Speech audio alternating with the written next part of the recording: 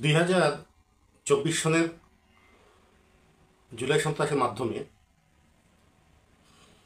সুদকে সার্বজনীনকরণে যিনি অগ্রদূত বা সার্বজনীন সুদ ব্যবস্থার প্রবক্তা মোহাম্মদ ইউনুস ক্ষমতা দখল করেছিলেন, সেই ঘটনা নতুন নয়, সবারই জানা থাকার কথা। একটি বৃহত্তর জঙ্গি আগ্রাসন ঘটিয়ে একটি স্বাধীন সার্বভৌম রাষ্ট্রকে, একটি সুন্দর সুশৃঙ্খল সাজানো রাষ্ট্রকে বিশৃঙ্খল করে দিয়ে দেশব্যাপী মব জাস্টিস বা মৎস্যান্যায়ের যুগে দেশকে নিয়ে গিয়ে তিনি অন্যায়ভাবে, অবৈধভাবে, অসাংবিধানিক পন্থায় আমাদের সরকার কাঠামোর স্তরগুলি দখল করেছেন এবং একটি নির্বাচিত সরকারকে প্রতিহত করে বিভিন্ন ধরনের ষড়যন্ত্রের মাধ্যমে রাষ্ট্রীয় বিভিন্ন সংস্থাকে বিভিন্নভাবে তিনি বাগিয়ে নিয়ে, নিয়ন্ত্রণে নিয়ে, যাকে যেভাবে সম্ভব সেভাবে তিনি নিয়ন্ত্রণে নিয়ে সরকারকে উৎখাত করেছেন। ফলশ্রুতিতে আমরা আজকে কি দেখতে পাচ্ছি? আজকে বাংলাদেশ একটি প্রায় ব্যর্থ এবং জঙ্গি রাষ্ট্রে পরিণত হয়েছে। আজকের বাংলাদেশ ছোট্ট শিশু আচিয়াকে ধর্ষণের বাংলাদেশ। আজকের বাংলাদেশ মানুষকে মেরে ফ্লাইওভারে ঝুলিয়ে রাখার বাংলাদেশ।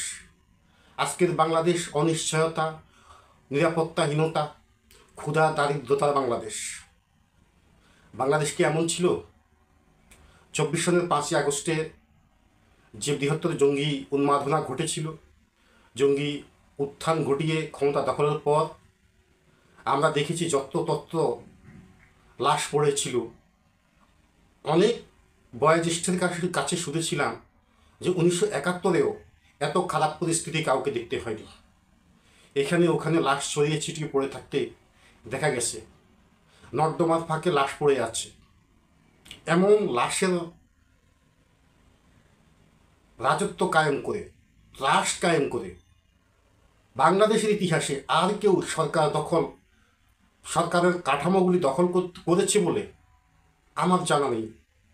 এদেশে সামরিক শাসক এসেছে, বারবার মিলিটারি রেগুলেশন হয়েছে, কিন্তু এত লাশ, এত রক্তারক্তি, এত হানাহানি আর কখনো হয়েছে বলে আমাদের জানা নেই।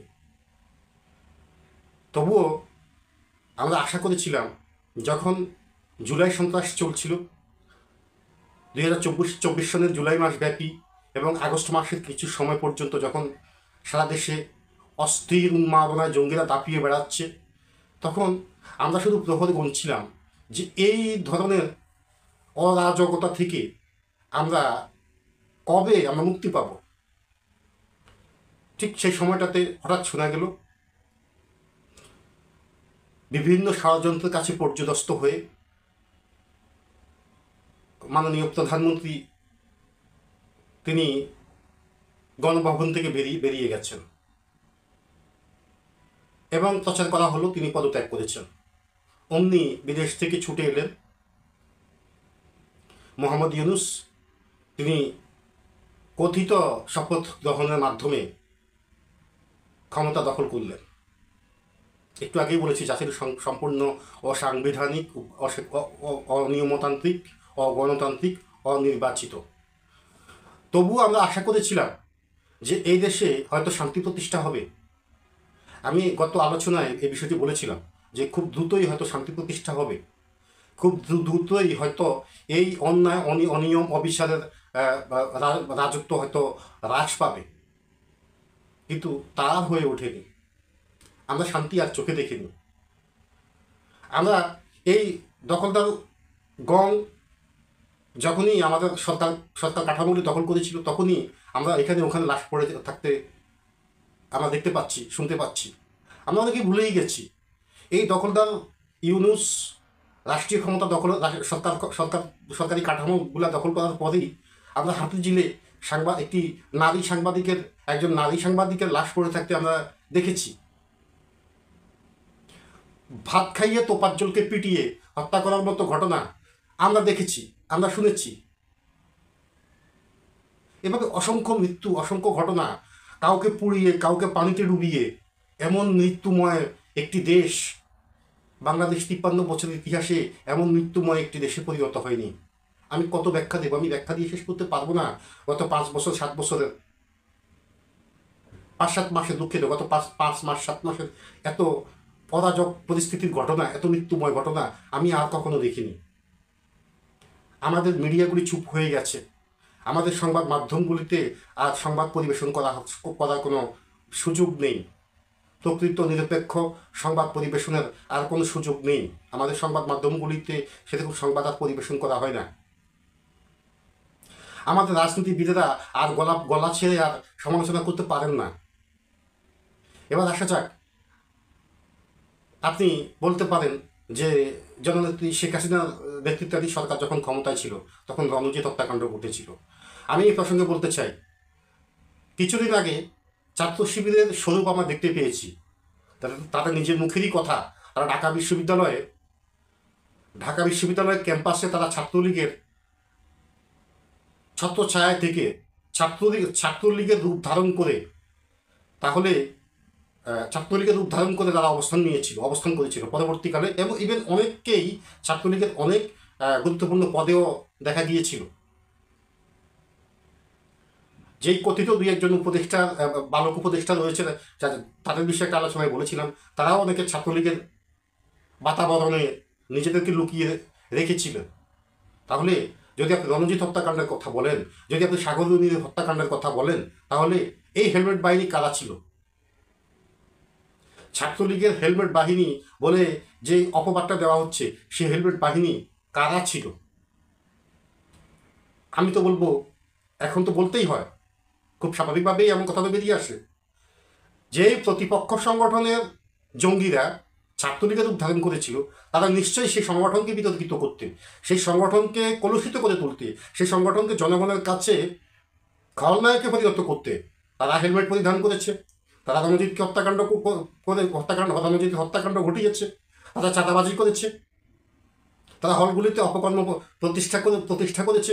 পরবর্তীকালে ছাত্রলীগের রাজনীতিকে হত্যা করার মাধ্যমে তারা আত্মপ্রকাশ করেছে। আজকের বাংলাদেশে সেরকম কি মত প্রকাশ করার অধিকার রয়েছে? যেভাবে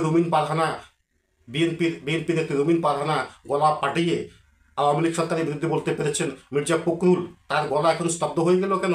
তিনি কেন কথা বলতে পারছেন না? ওই যে ঢাকা ভার্সিটির একটা ছেলে, তার ছাত্রলীগ করতো, কি জানো নাম, বিপিনুর, তিনি কেন গলা পাঠিয়ে এখন শেখ হাসিনাকে প্যাসিস্ট বলছে, ইউনুসকে প্যাসিস্ট বলতে পারছেন না? অথচ এসব বলে গিয়ে, এসব বিষয় মাথায় না রেখে আজকে কার কথা বলার স্বাধীনতা আছে? আমি কথা বলছি, আমার জীবনের কি নিরাপত্তা আছে? আমাকে যে কেটে টুকরো করা হবে না, তার কোনো গ্যারান্টি আছে? তাহলে আজকে কার জীবনের নিরাপত্তা আছে?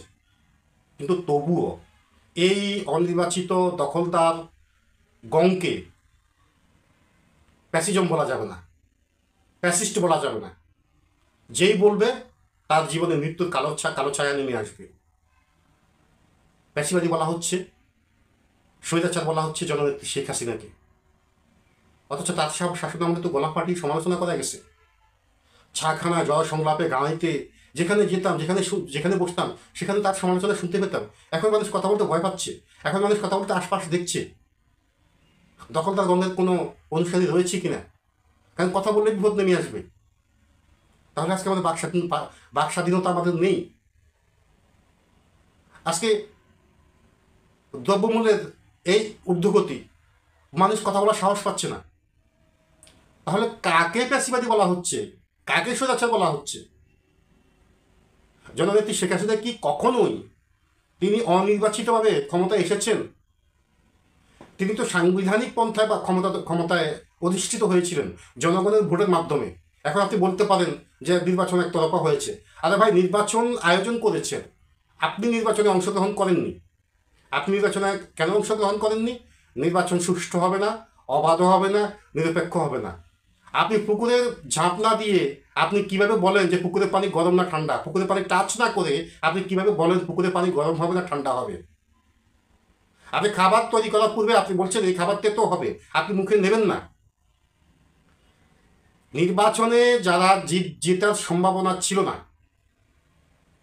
কোনোরূপ জেতার সম্ভাবনা ছিল না, তারা নির্বাচনে অংশগ্রহণ করেননি। না করে তারা বারবার বলেছেন এই নির্বাচন নিরপেক্ষ হবে না, সুষ্ঠু হবে না, অর্থাৎ তারা জিতবেন না, সেজন্য তারা নির্বাচনে অংশগ্রহণ করবেন না। কিন্তু তাই বলে নির্বাচনে অবৈধ হয়ে যাবে তা তো নিশ্চয়ই নয়, তা তো হতে পারে না। এই একটা অভিযোগ তুলে জননেত্রী শেখ হাসিনাকে বারবার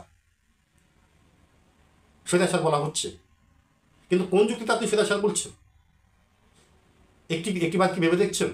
স্বৈরাচারের জামানায় বসবাস করে আপনি আরেকজন নির্বাচিত জনপ্রতিনিধিকে সাংবিধানিক উপায়ে নির্বাচন করে যিনি এসেছেন ক্ষমতায় অধিষ্ঠিত হয়েছেন, তাকে আপনি স্বৈরাচার বলছেন। আপনি বলতে পারেন যে দেশের মানুষ